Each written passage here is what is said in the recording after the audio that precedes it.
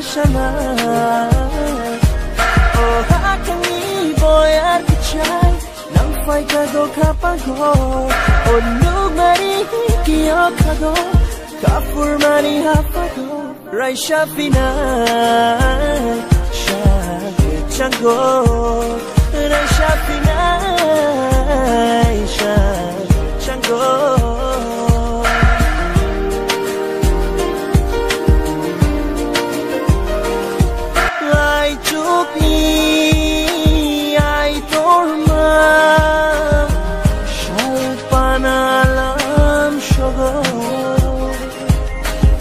Shama